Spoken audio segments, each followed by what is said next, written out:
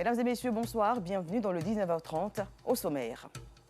Les habitants du village de Gondia, situé à 30 km de Tonda, dans la région du Gontougo, à l'honneur dans la rubrique Escale 225 de ce soir. Ces hommes ravitaillent depuis de longues années les marchés d'ici et d'ailleurs avec les chapeaux de Mecque. Un tour au Tchad après plusieurs reports. Idriss Déby Itno, chef de la junte au pouvoir, a donné aujourd'hui à N'Djamena, la capitale, le coup d'envoi du dialogue national inclusif. Merci de suivre l'information sur RCI 2. Démarrons notre journal par notre rubrique Escale 225. Gondia est un village situé à 30 km de Tanda, dans la région du Gontougo. Les habitants de cette localité ont une spécialité, la fabrication des chapeaux de Mecque. Et oui, vous ne vous méprenez pas, ces petits bonnets blancs arborent fièrement les fidèles musulmans qui accomplissent le 5e pilier de l'islam en Terre Sainte sont confectionnés ici en Côte d'Ivoire. Ces chapeaux sont produits avec une expertise que seules les populations de Gondia maîtrisent. Suivons ensemble ce reportage signé par Gassoro Kone de Madongui.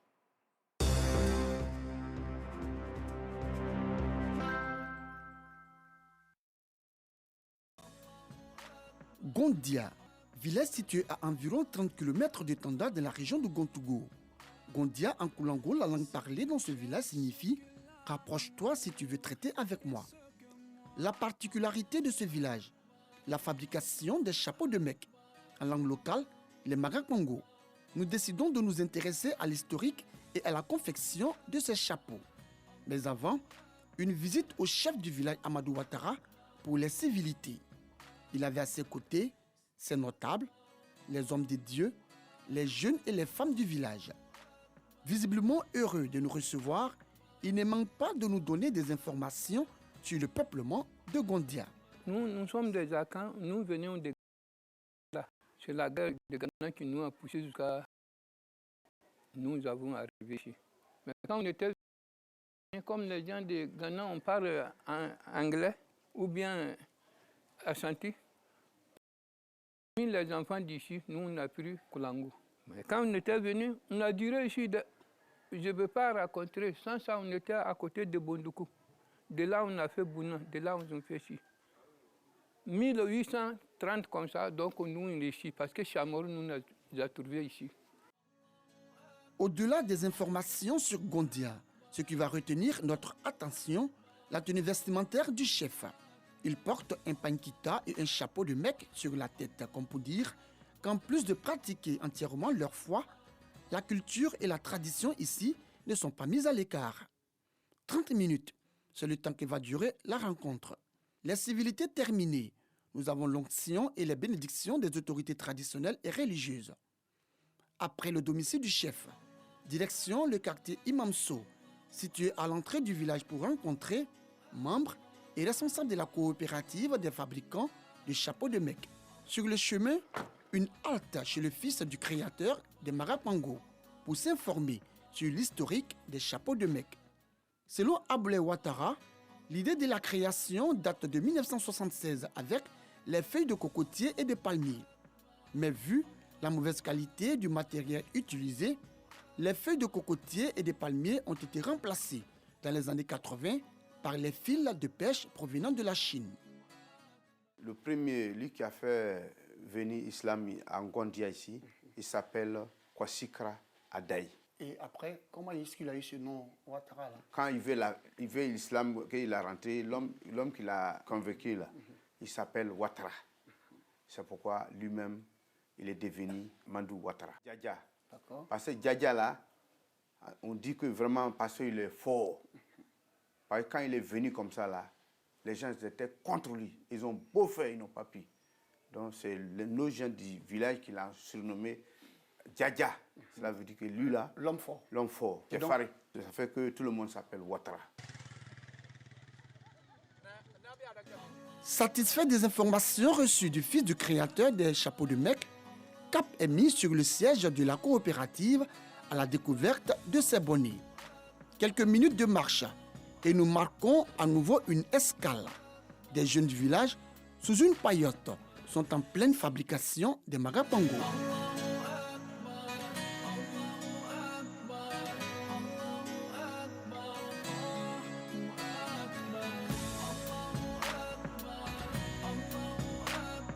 Tout comme eux, nous découvrons dans certaines cours, dans des rues et ruelles du village, de nombreux autres jeunes qui s'adonnent à cette activité. C'est le cas d'Aboulaye Ouattara, la trentaine révolue. Marié et père de 2 enfants, il vit au quartier Pengango avec sa famille. De retour d'Abidjan, Aboulaye décide de se consacrer à la fabrication des chapeaux de mec. Chaque jour, il se rend au siège de la coopérative pour accomplir sa tâche. Nous faisons chemin ensemble. Une fois arrivés, bonjour les amis. Nous sommes stupéfaits. Membres et responsables de cette fêtière s'activent. Ils doivent en produire plus. Aboulaye, tout comme l'ensemble des membres de la coopérative, se disent fiers d'exercer ce métier qui, selon eux, a changé leur vie. Au début, c'est pas facile. Je suivais mes amis, comment tisser le chapeau. Ils m'ont montré un peu, jusqu'à aujourd'hui, j'ai la main. Depuis que non, j'ai commencé à tisser, j'ai l'impression que non, ça m'a apporté un gros bonheur. Voilà, grâce au chapeau aujourd'hui, j'arrive à faire mes petits besoins. Il y a des enfants aussi, 2 enfants qui fréquentent, arriver à les scolariser, à occuper de ma petite famille. Avant, tous les jeunes, s'ils ont fini les travaux champêtres, si tu arrives dans le village, même, pour avoir un jeune, même, c'est rare.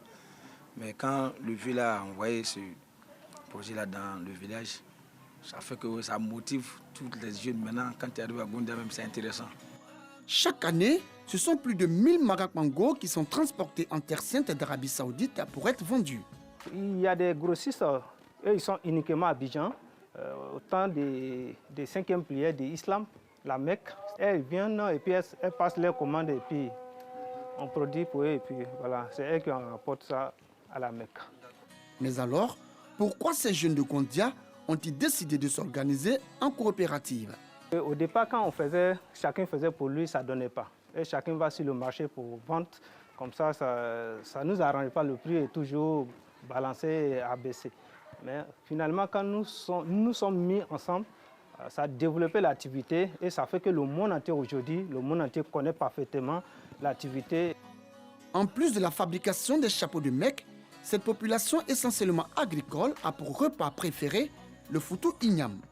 Nous nous sommes essayés à cet exercice consacré aux femmes et aux jeunes filles, piler l'ignam.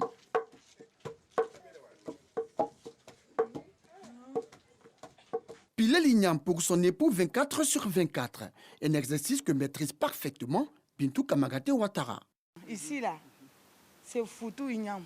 Même à minuit, 4 h du matin, mois de carême, là, si on coupe carême, c'est foutu, on pile pour manger. Après le foutu, un peu riz là, s'il n'y a pas ignam là, c'est là nous on mange. Oui.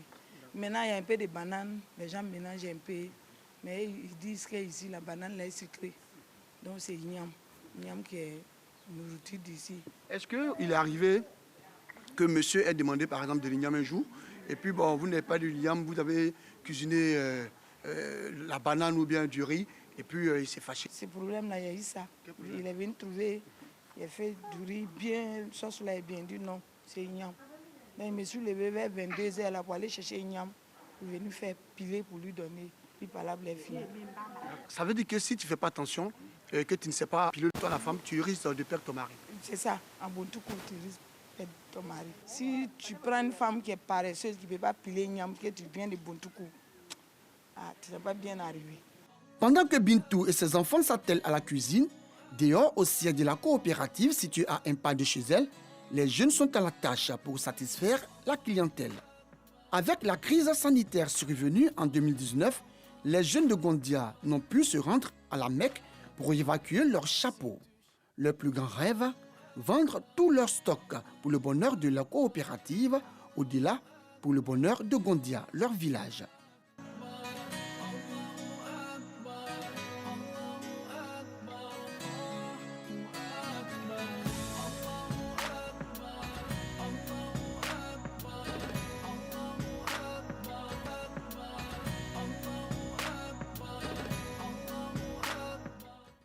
L'artisanat local à travers la confection des chapeaux de mec, un véritable indicateur de la richesse touristique ivoirienne. Posons nos valises à présent dans la zone sud d'Abidjan, plus précisément dans la commune de Port-Boué, où la promotion de l'excellence est une réalité. 50 jeunes ont reçu récemment le certificat de fin de formation et un programme du mérite international a été initié par le Royaume-Uni à cet effet. Les détails avec Clément Bocco. 624 au départ, ils ne sont que 50 jeunes de la commune de Port-Bouët à avoir terminé la formation du programme du mérite international de la jeunesse de Côte d'Ivoire. Le programme a 4 secteurs d'activité. L'altruisme permet aux jeunes de se familiariser aux activités de volontariat et de bénévolat. Le deuxième secteur, qui est l'aptitude et l'intérêt, permet aux jeunes d'éveiller l'esprit, d'apprendre un métier. Et puis le troisième secteur, c'est le sport. Le quatrième, c'est l'expédition-exploration. Et il permet aux jeunes de bénéficier des médailles de bronze, argent et or. Et donc la cérémonie d'aujourd'hui, c'était pour récompenser ceux qui ont fini leurs 4 secteurs d'activité. Ces jeunes reçoivent un diplôme de participation et une médaille pour avoir été assidus à cette formation. Ce qui m'a marqué dans cette formation, c'était le volet altruisme. Voilà. Parce que c'est pas facile, ou bien ce n'est pas donné à tout le monde de faire ce genre de choses. C'est-à-dire d'aider les gens de la communauté, ou bien, surtout au niveau pendant la marche. Quand nous étions en train de marcher, on a aidé des vieilles personnes qui n'arrivaient pas à marcher. Tout ne s'apprend pas à l'école. La vie peut nous offrir des opportunités que l'école ne peut nous offrir. Donc vraiment, c'est un appel que je lance à tous mes camarades jeunes de s'inscrire lorsqu'il y a ce genre de programme organisé pour nous, la jeunesse. À l'origine du programme, le Royaume-Uni, avec son ambassadrice, qui a tenu à féliciter ses poulains. Mais qu'est-ce qui justifie sa présence à Port-Bouët? Le pays avec le programme le plus grand dans le monde francophone. Et c'est 4e dans tout le monde aussi, qui est quelque chose d'impressionnant. Pour la municipalité, ce programme apporte des réponses aux problématiques de la jeunesse. C'est un programme qui, pour nous, tel qu'il est conçu, permet aux jeunes de se départir de la drogue, de la prostitution, etc. Parce que c'est le don de soi, c'est la persévérance, c'est la capacité à se prendre en charge soi-même, c'est la capacité à être endurant dans certaines épreuves. Voilà, c'est tout ça qui fait que nous avons estimé qu'il était nécessaire d'accompagner le mérite. D'ailleurs, cette année, nous avons mis une subvention à la disposition du mérite pour qu'ils puissent mener à bien leurs activités. Le mérite international de la jeunesse est créé en 1956 par le duc d'Édimbourg, mari de la reine d'Angleterre, et opère dans plus de 144 pays dans le monde. Les enfants mendiants de la rue, un phénomène de société qui interpelle les pouvoirs publics. Cette situation a conduit le ministère de la Famille, de la Femme et de l'Enfant à mettre en place l'opération Zéro enfant en situation de rue. La deuxième phase de cette opération s'est tenue aujourd'hui dans la zone sud du district autonome d'Abidjan, étape au cours de laquelle la ministre Nassénéba Touré et ses équipes ont invité à une mobilisation citoyenne pour combattre ce phénomène. Bintou Pekele. Depuis le 29 juillet 2022, Jonas vit dans ce centre d'accueil pour enfants de la rue. Malgré son handicap, Jonas vivait dans la rue. Il a quitté sa famille à Saint-Fra pour venir se chercher à Abidjan, une expression commune à l'ivoirienne, pour qualifier les initiatives de petits métiers. C'est un esprit qui m'a pris pour venir dans la rue, donc ici rester dans la rue. J'étais en gré, c'était la nuit, ils sont venus chercher après de 4 5 heures. Là, ils sont venus nous ici. Bon, ici, là, ça va très bien aussi. Ici, là, on mange, on se lave. Chaque jour, on mange, on dort, on se réveille, on est en bonne santé. C'est pourquoi je dis merci aussi. La même nuit, 200 enfants ont été retirés de la rue comme Jonas. Ils sont dans différents centres d'accueil. 3 semaines après, Nassénéba Touré, ministre de la Famille, de la Femme et de l'Enfant, leur rend visite. La raison, prendre de leurs nouvelles et annoncer les nouveaux venus. Mais les pensionnaires ont des revendications. Dans le cas où nous sommes là, c'est bien, c'est bon. Nos éducateurs, des comportements un peu violents, non, ça fait que non. Il y a certains enfants qui prennent la résolution de retourner dans la rue. Donc, étant vous-même présent, voilà, nous, au nom de tous les enfants, nous voulons vous solliciter de demander aux éducateurs d'être dociles aussi avec nous. Je vais parler aux éducateurs, mais je vous parle vous aussi. Donc quand la charte va venir, on va lire. Chacun va venir s'arrêter, il va dire son nom. Celui qui ne respecte pas, c'est lui qui dit, bon, si je ne respecte pas, l'éducateur là n'a qu'à me faire pomper, n'a qu'à me mettre au point, mais vous avez des frères et sœurs qui vont venir aujourd'hui. Je compte sur vous pour les accueillir. Je ne veux pas d'histoire. Je veux que chacun d'entre vous prenne un en charge. Pour dire, toi tu es venu, moi je m'occupe de toi. Engagement est pris par les occupants de ce centre. Et quand ils entendent le menu du soir, c'est la fête. Je n'ai pas connu maman. Quand j'étais bébé, on a grandi. Et on est parti en Guinée comme son père et moi. Il est venu ici à Abidjan chercher maman. Il dormait à Djamé. Maintenant, ici, il est en Gré. Je dis merci à madame la ministre pour ce qu'elle a fait pour nous. Nous-mêmes, on ne savait pas ça va arriver chez nous, maman. Mes parents sont jusqu'à Dabou. S'ils m'ont vu, si j'ai chien là, quoi, c'est pour dire que oui, je suis là ici en sécurité, ici, dans les bonnes mains. Donc, il ne faut pas qu'ils vont s'inquiéter, quoi. C'est que si elle est revenue là-bas. Une fête, certes, pour les anciens pensionnaires, mais pas pour les nouveaux, qui sont les enfants mendiants dans les rues. La deuxième phase de l'opération Zéro enfant dans la rue les concerne. Au grand carrefour de Makori, première escale, c'est la douleur pour cette grand-mère et sa petite fille qui mendient à ce carrefour. Séparation difficile, elles sont toutes les deux embarquées, comme les autres mères, aux différents carrefours de cette commune.